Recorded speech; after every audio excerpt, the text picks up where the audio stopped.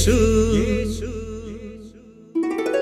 ആരിലും വലിയവൻ വലിയവൻ യേശു യേശു ആരിലും വലിയവൻ വലിയവൻ ആരിലും വലിയവൻ വലിയവൻ സൗഖ്യദായകൻ പാപമോചകൻ സൗഖ്യദായകൻ പാപമോചകൻ യേശുവേകരക്ഷകൻ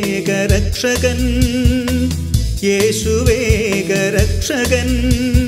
കരുണാമയൻ സ്നേഹഗായകൻ കരുണാമയൻ സ്നേഹഗായകൻ യേശു യേശു ആരിലും വലിയവൻ വലിയവൻ ആരിലും വലിയവൻ വലിയവൻ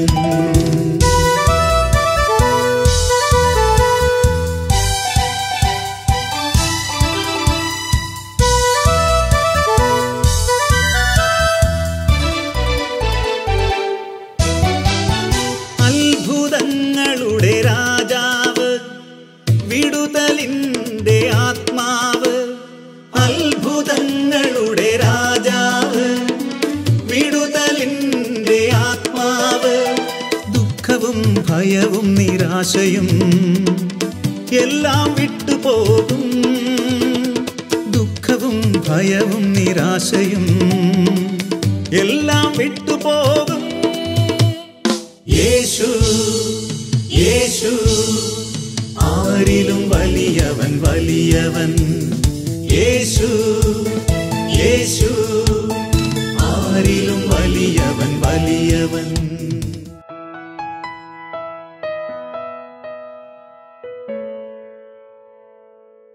യേശുവേ നന്ദി, യേശുവേ സ്തുതി. ഹല്ലേലൂയ. കർത്താവായ യേശുവേ, ഞങ്ങളങ്ങേ ആരാധിക്കുന്നു, ഞങ്ങളങ്ങേ സ്തുതിക്കുന്നു, അങ്ങേക്ക് ഞങ്ങൾ നന്ദി പറയുന്നു. പിതാവായ ദൈവമേ, അങ്ങയുടെ പുത്രനായ യേശുക്രിസ്തുവിൻ്റെ നാമത്തിൽ പ്രാർത്ഥിക്കുന്നു. വലിയ കാരുണ്യം ഞങ്ങളുടെ മേൽ, സഭയുടെ മേൽ ചൊരിയണമേ. ലോകം മുഴുവൻ ചെയ്യുന്ന സകല പാപങ്ങളും ക്ഷമിച്ച് കരുണയായിരിക്കണമേ. അങ്ങയുടെ ആത്മാവിനെ അയച്ച് ഞങ്ങളെ ശക്തിപ്പെടുത്തുകയും ഞങ്ങളെ വിശുദ്ധീകരിക്കുകയും ചെയ്യണമേ. കർത്താവേ, കാരുണ്യം വർഷിക്കണമേ. അന്ധകാരത്തിൻ്റെ ശക്തികൾ, പൈശാചിക ശക്തികൾ ആധിപത്യം ഏറ്റെടുത്തുകൊണ്ട് ദൈവജനത്തെ തകർക്കുവാൻ, സഭയെ തകർക്കുവാൻ കഠിനമായി പരിശ്രമിക്കുമ്പോൾ ദൈവകരങ്ങളിലേക്ക് സഭയെയും ഞങ്ങളെയും സമർപ്പിക്കുന്നു. കർത്താവേ, ഞങ്ങളുടെ രക്തം കൊണ്ട് ഞങ്ങളെ ഒന്ന് മൂടിപ്പൊതിയണമേ. ദൈവദൂതന്മാരുടെ സംരക്ഷണ വലയത്തിൻ്റെ ഉള്ളിൽ ഞങ്ങളെ ആക്കണമേ. ഞങ്ങളുടെ മേൽ, സഭയുടെ മേൽ, ലോകം മുഴുവൻ്റെ മേൽ കർത്താവേ ഞങ്ങളുടെ കരുണ ചൊരിയണമേ. യേശുവേ നന്ദി, യേശുവേ സ്തുതി, യേശുവേ മഹത്വം. ദൈവം തൻ്റെ ജനത്തെ നയിക്കുവാനായി പ്രവാചകന്മാരെയും ന്യായാധിപന്മാരെയും തെരഞ്ഞെടുത്തു. വിശുദ്ധ ബൈബിളിൽ ഉടനീളം ശക്തരായ പ്രവാചകന്മാരെ കുറിച്ച് നമ്മൾ മനസ്സിലാക്കുന്നുണ്ട്. ഏലിയ, എലീഷ, മോശ, ജെറമ്യ, എസെക്കിയേൽ, അങ്ങനെ ശക്തരായ പ്രവാചകന്മാരെ കുറിച്ച് നമ്മൾ വായിക്കുന്നുണ്ട്, പഠിക്കുന്നുണ്ട്, മനസ്സിലാക്കുന്നുണ്ട്. ഇവരെല്ലാം ദൈവം ഒരുക്കിയത്, അയച്ചത് ദൈവജനത്തെ നയിക്കുന്നതിന് വേണ്ടിയും ദൈവജനത്തെ പഠിപ്പിക്കുന്നതിന് വേണ്ടിയും ദൈവജനത്തെ വിശ്വാസത്തിൽ വളർത്തി ദൈവത്തോട് ചേർക്കുന്നതിന് വേണ്ടിയാണ് അവരെയൊക്കെ ദൈവം അഭിഷേകം ചെയ്തത്. എല്ലാ കാലഘട്ടങ്ങളിലും ദൈവത്തിൻ്റെ പ്രവാചകന്മാരെ, ദൈവത്തിൻ്റെ പുരോഹിതന്മാരെ തകർക്കുവാനായി, വിശ്വാസ സമൂഹത്തെ ഭിന്നിപ്പിക്കുവാനായി സാത്താൻ ശക്തമായിട്ട് പ്രവർത്തിക്കുന്നു. പ്രവാചകന്മാരുടെ ജീവിതത്തിലും അവരൊത്തിരിയേറെ നൊമ്പരങ്ങളിലും സഹനങ്ങളിലും വേദനകളിലൂടെയും കടന്നുപോയിട്ടുണ്ട്. മുറിവേറ്റ് ഒത്തിരിയേറെ വേദനകളിൽ കടന്നുപോയ പുരോഹിതന്മാരുമുണ്ട്. വിശുദ്ധ ബൈബിളിൽ സക്കറിയ പ്രവാചകന്റെ പുസ്തകം 3-ാം അധ്യായത്തിൽ 1 മുതൽ 7 വരെയുള്ള വചനങ്ങളിലൂടെ നമ്മൾ കടന്നു പോവുക.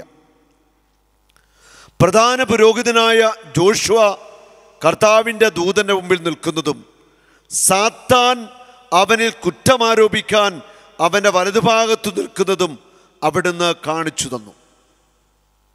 നോക്കുക, പ്രധാന പുരോഹിതനായ ജോഷുവയുടെ മേൽ കുറ്റമാരോപിക്കാനായിട്ട് സാത്താൻ നിൽക്കുന്നു. ഈ കാലഘട്ടത്തിൽ നമ്മളിത് കണ്ടുകൊണ്ടിരിക്കുക. സാത്താൻ വ്യത്യസ്തമായ വിധത്തിൽ മാർഗങ്ങളിൽ, തന്ത്രങ്ങളിൽ, കുതന്ത്രങ്ങളിലൂടെ ഇന്ന് പ്രവർത്തിച്ചു കൊണ്ടിരിക്കുക.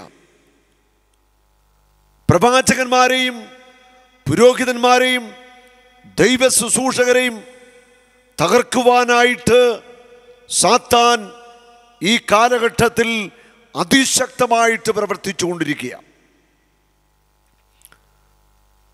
സാത്താൻ്റെ പ്രവർത്തനങ്ങളെ തകർക്കുവാനായിട്ട് നമ്മുടെ മുൻപിലുള്ള മാർഗം ശക്തമായ ഉപവാസം, നിരന്തരമായ പ്രാർത്ഥന.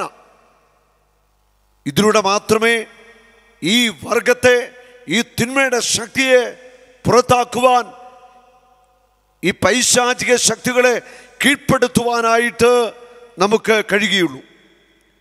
പ്രധാന പുരോഹിതനായ ജോഷുവയുടെ മേൽ കുറ്റമാരോപിക്കുവാൻ സാത്താൻ നിൽക്കുകയാണ്. കർത്താവ് സാത്താനോട് പറഞ്ഞു, സാത്താനെ, കർത്താവ് നിന്നെ ശാസിക്കുന്നു. സാത്താനെ, കർത്താവ് നിന്നെ ശാസിക്കുന്നു. മത്തായിയുടെ സുവിശേഷം 4-ാം അധ്യായത്തിൻ്റെ 10 നമ്മളിങ്ങനെ വായിക്കുന്നുണ്ട്. യേശു കൽപ്പിച്ചു, സാത്താനെ, ദൂരെ പോവുക. ദൈവപുത്രനായ യേശുവിനെയും സാത്താൻ പരീക്ഷിക്കാൻ വന്ന് ദൈവത്തിൻ്റെ വചനത്തിൽ നമ്മൾ മനസ്സിലാക്കുന്നുണ്ട്. സാത്താനെ കർത്താവ് ശാസിക്കുകയാണ്. ജെറുസലേമിനെ തിരഞ്ഞെടുത്തിരിക്കുന്ന കർത്താവ് നിന്നെ ശാസിക്കുന്നു. തീയിൽ നിന്ന് വലിച്ചെടുക്കപ്പെട്ട ഒരു കൊള്ളിയല്ലേ ഇവൻ. നോക്കുക, ജോഷുവ എന്ന പ്രധാന പുരോഹിതനെക്കുറിച്ച് കർത്താവ് പറയുക, തീയിൽ നിന്ന് വലിച്ചെടുത്ത ഒരു കൊള്ളിയല്ലേ ഇവൻ. ഇവൻ തീക്കകത്ത് വെന്തുപോകേണ്ടതായിരുന്നു. തീയിൽ വെന്തുപോകാതെ അതിൽ നിന്ന് വലിച്ചെടുത്ത ഒരു കൊള്ളിയല്ലേ ഇവൻ. ആ ദൈവത്തിൻ്റെ പ്രവാചകന്മാർക്ക്, ദൈവത്തിൻ്റെ പുരോഹിതന്മാർക്ക്, ദൈവ ശുശ്രൂഷയിലേക്ക് ദൈവം തെരഞ്ഞെടുത്ത് അഭിഷേകം ചെയ്ത വ്യക്തികൾക്ക് ദൈവികമായ ശക്തമായ സംരക്ഷണമുണ്ട്. ഈ സംരക്ഷണം തകർക്കപ്പെടുവാൻ വേണ്ടിയാണ് പിശാച് ദൈവം തെരഞ്ഞെടുത്തവരെ തെറ്റിൻ്റെ വഴിയിലേക്ക്, ആസക്തികളിലേക്ക്, പാപത്തിൻ്റെ മേഖലകളിലേക്ക്, ദുരാശകളിലേക്ക് നയിക്കുന്നത്. ഇതേക്കുറിച്ച് വ്യക്തമായ ഒരു ധാരണ, വ്യക്തമായ ഒരു ബോധ്യം നമുക്കില്ലെങ്കിൽ പലപ്പോഴും ശക്തരായ പ്രവാചകന്മാർ വീണുപോവുകയാണ്. തീയിൽ നിന്ന് വലിച്ചെടുക്കപ്പെട്ട ഒരു കൊള്ളിയല്ലേ ഇവൻ. ജോഷുവ മുഷിഞ്ഞ വസ്ത്രം ധരിച്ച് ദൂതന്റെ മുൻപിൽ നിൽക്കുകയായിരുന്നു. തൻ്റെ മുമ്പിൽ നിന്നവരോട് ദൂതൻ പറഞ്ഞു, അവൻ്റെ മുഷിഞ്ഞ വസ്ത്രം മാറ്റുക. പുരോഹിതനോട് പറയുകയാണ്, ഈ മുഷിഞ്ഞ വസ്ത്രം മാറ്റുവാൻ. എന്താ ഈ മുഷിഞ്ഞ വസ്ത്രം? ദൈവം തെരഞ്ഞെടുത്ത ദൈവത്തിൻ്റെ ദാസന്മാർ ചെയ്തു കൂട്ടിയ പാപത്തിൻ്റെ മേഖലകളാണ്. മുഷിഞ്ഞ വസ്ത്രം മാറ്റുക. ജോഷുവയുടെ അവൻ പറഞ്ഞു, നിന്റെ അകൃത്യങ്ങൾ നിന്നിൽ നിന്ന് അകന്നിരിക്കുന്നു, ഞാൻ നിന്നെ വിശിഷ്ട വസ്ത്രങ്ങൾ ധരിപ്പിക്കും. മുഷിഞ്ഞ വസ്ത്രങ്ങൾ മാറ്റണം എന്ന് പറയുമ്പോൾ ദൈവം തിരഞ്ഞെടുത്ത ഒരു വ്യക്തി, അതാരുമാവട്ടെ, ഏതു സ്ഥാനത്തുള്ള വ്യക്തിയുമാവട്ടെ, ആ വ്യക്തി ആവർത്തിച്ചു ചെയ്യുന്ന പാപങ്ങൾ, അടിക്കടി വീണുപോകുന്ന തിന്മകൾ, അത് ജഡിക പാപമാകാം, ലൈംഗികതയിലെ പാപമാകാം, കണ്ണുകളുടെ പാപമാകാം, ആസക്തികളാകാം, ദുർമോഹമാകാം, അഹങ്കാരമാകാം, ധനത്തോടുള്ള ആസക്തിയാകാം, സ്ഥാനമാനങ്ങൾ നേടിയെടുക്കുവാനായിട്ടുള്ള വ്യത്യസ്തമായ കാര്യങ്ങൾ ചെയ്യുന്നതാകാം. എന്തുമാവട്ടെ, മുഷിഞ്ഞ വസ്ത്രങ്ങളെല്ലാം നീ മാറ്റുക. പുതിയ വസ്ത്രങ്ങൾ നിന്നെ ധരിപ്പിക്കുവാൻ കർത്താവ് ഒരുങ്ങി നിൽക്കുകയാണ്. ഈ കാലഘട്ടത്തിൽ സാത്താൻ അലറുന്ന സിംഹത്തെ പോലെ പാഞ്ഞു നടക്കുകയാണ്. ദൈവം തെരഞ്ഞെടുത്തവരെ തകർത്തു തരിപ്പണമാക്കുവാൻ, അവരെ ഇല്ലായ്മ ചെയ്യുവാൻ പിശാച് എല്ലാ തന്ത്രങ്ങളിലൂടെയും പ്രവർത്തിക്കുക. ദൈവം തെരഞ്ഞെടുത്ത ശുശ്രൂഷകന്റെ ബലഹീനത എന്താണെന്നും ബലമെന്താണെന്നും പിശാചിന് വ്യക്തമായിട്ടറിയാം. നമ്മുടെ ബലഹീനത മനസ്സിലാക്കിയിരിക്കുന്ന പിശാച് നമ്മളെ തകർക്കുവാനായിട്ട് അഹോരാത്രം പണിയെടുക്കുന്നു എന്ന സത്യം നമ്മൾ ഒരിക്കലും മറന്നു പോകരുത്. ഹല്ലേലൂയാ, ഹല്ലേലൂയാ.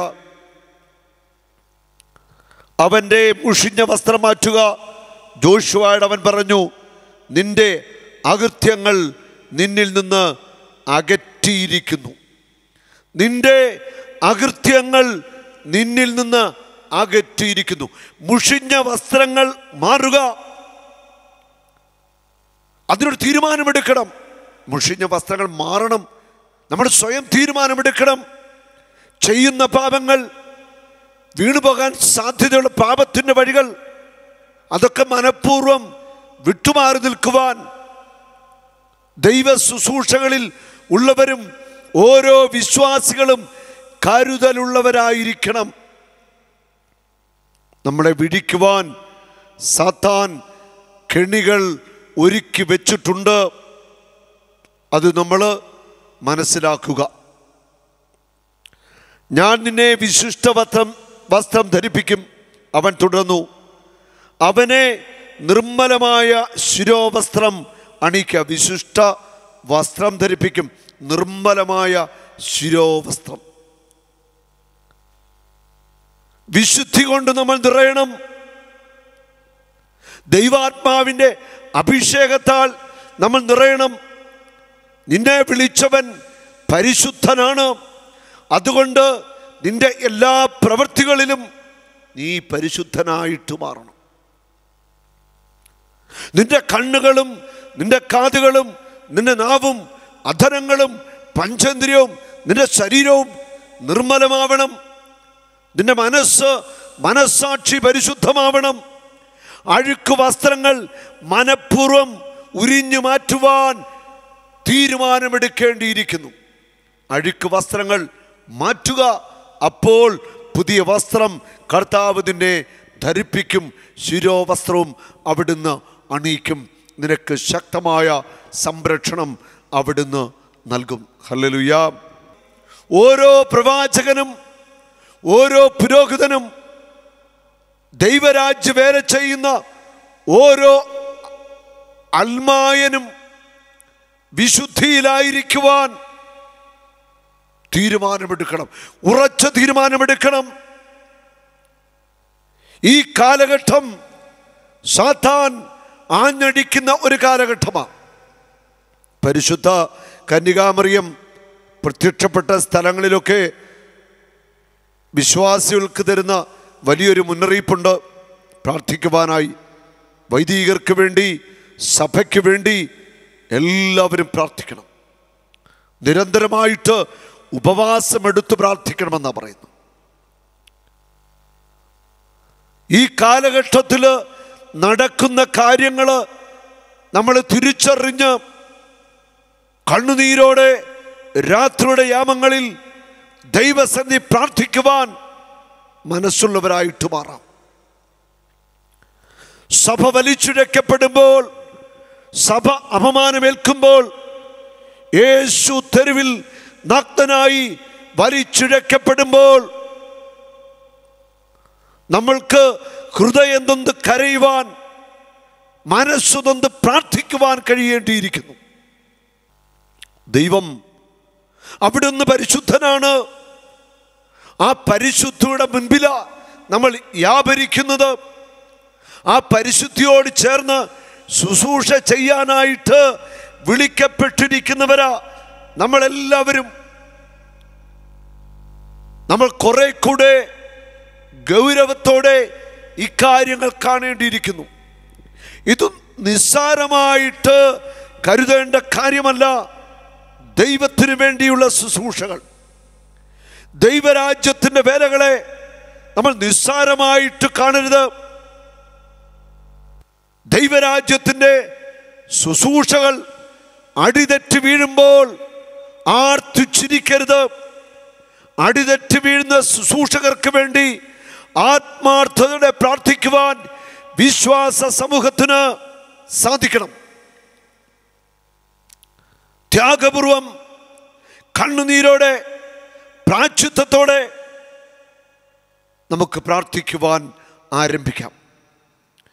യെശയ്യാ പ്രവാചകന്റെ പുസ്തകത്തിൽ 5-ാം അധ്യായത്തിൻ്റെ 18-ാമത്തെ വചനവും 20-ാമത്തെ വചനവും, നുണയുടെ കയറുകൊണ്ട് അകൃത്യങ്ങൾ വലിച്ചിഴയ്ക്കുന്നവന് ദുരിതം, പാപത്തെ കയറുകെട്ടി വലിക്കുന്നവന് ദുരിതം.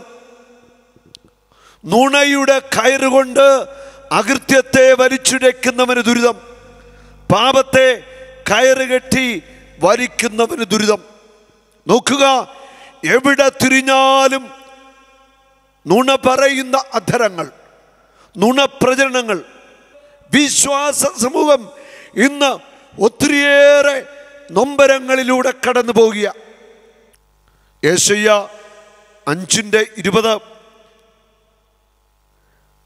അവർ പറയുന്നു, തിന്മയെ നന്മയെന്നും നന്മയെ തിന്മയെന്നും വിളിക്കുന്നവന് ദുരിതം, പ്രകാശത്തെ അന്ധകാരമെന്നും അന്ധകാരത്തെ പ്രകാശമെന്നും ഗണിക്കുന്നവന് ദുരിതം, മധുരത്തെ കയ്പായും കയ്പിനെ മധുരമായും കരുതുന്നവന് ദുരിതം. ഇന്ന് തിന്മയെ നന്മ ആക്കി മാറ്റാനുള്ളൊരു ശ്രമം നടക്കുന്നു.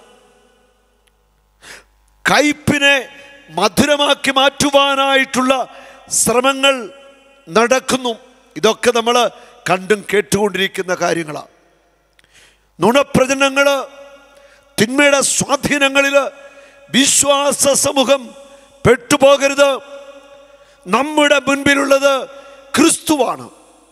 കുരിശിൽ മരിച്ച ക്രിസ്തുവാണ് നമുക്ക് എല്ലാം. ആരൊക്കെ വീണാലും, ആരൊക്കെ തറപറ്റിയാലും ഞാനും നിങ്ങളും തറപറ്റിപ്പോകുവാൻ പാടില്ല. നമ്മുടെ രക്ഷകൻ, നമ്മുടെ നാഥൻ, നമ്മുടെ മുൻപിലെ മാതൃക എല്ലാം യേശുവാണ്.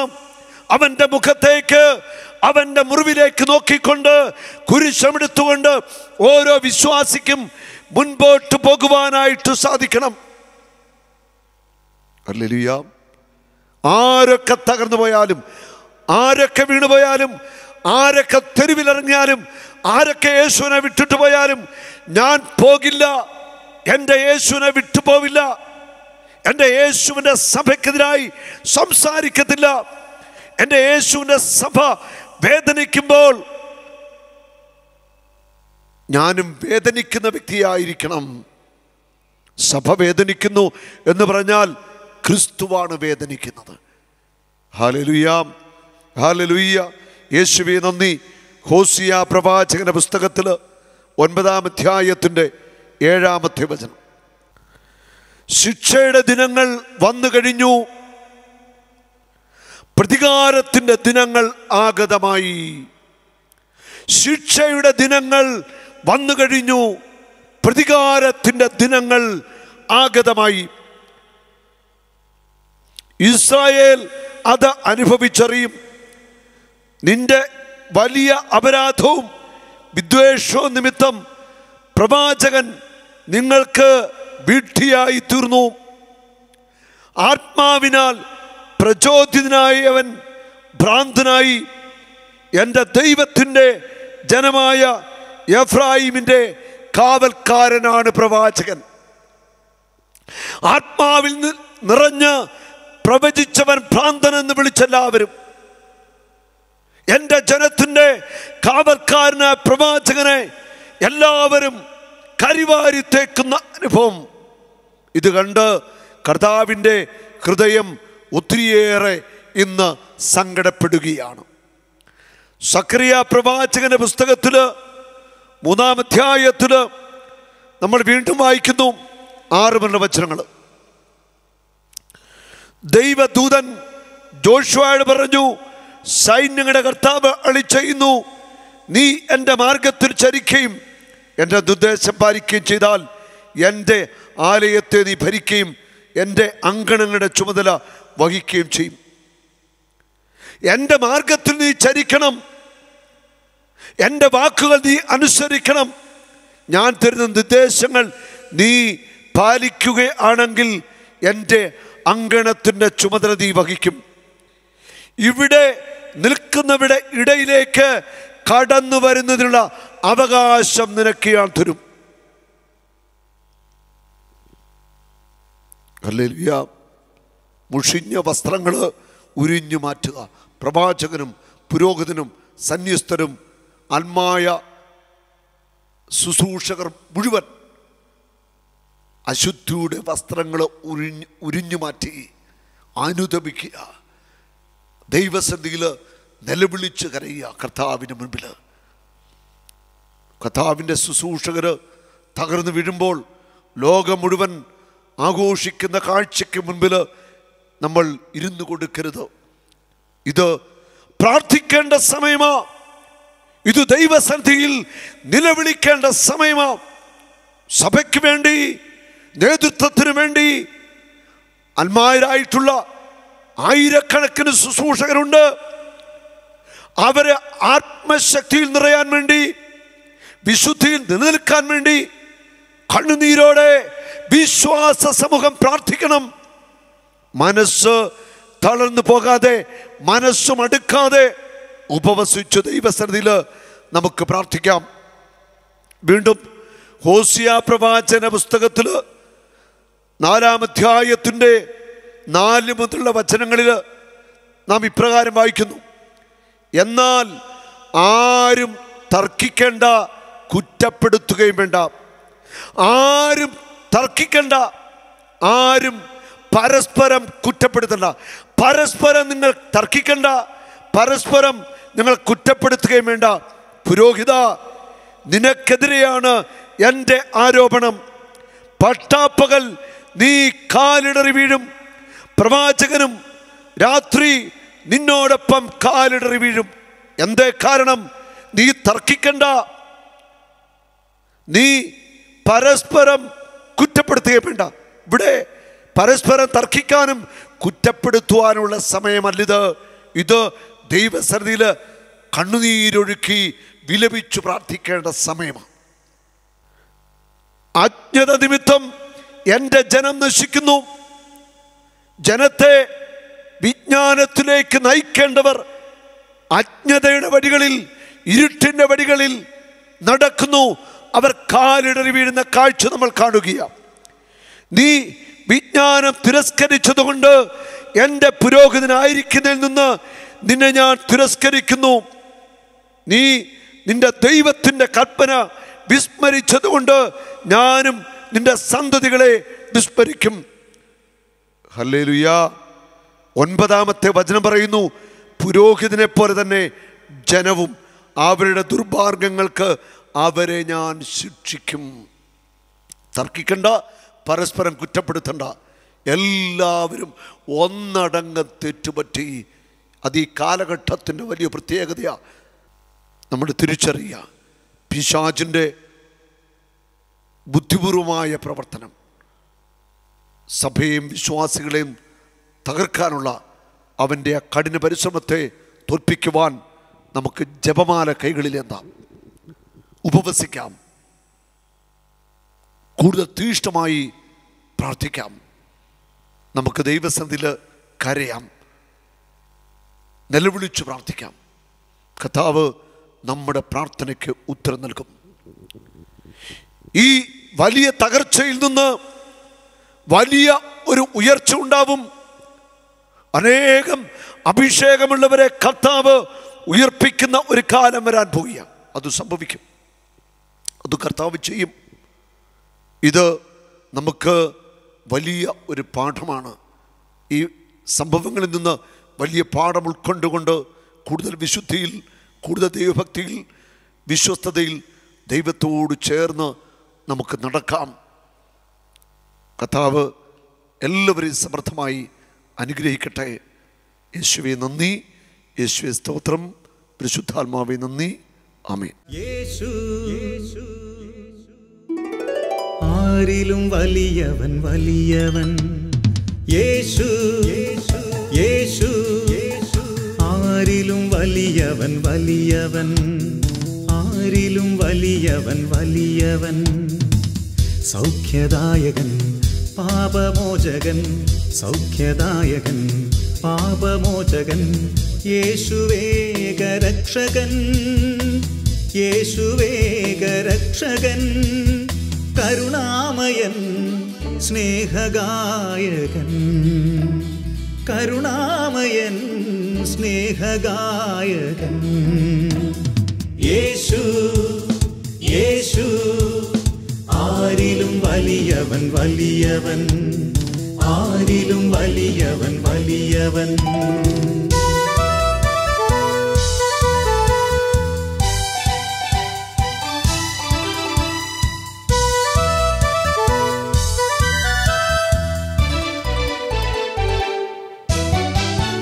അത്ഭുതങ്ങളുടെ രാജാവ്, വിടുതലിൻ്റെ ആത്മാവ്, അത്ഭുതങ്ങളുടെ രാജാവ്, വിടുതലിൻ്റെ ആത്മാവ്, ദുഃഖവും ഭയവും നിരാശയും എല്ലാം വിട്ടുപോകും, ദുഃഖവും ഭയവും നിരാശയും എല്ലാം വിട്ടുപോകും. യേശു യേശു ആരിലും വലിയവൻ, വലിയവൻ യേശു. യേശു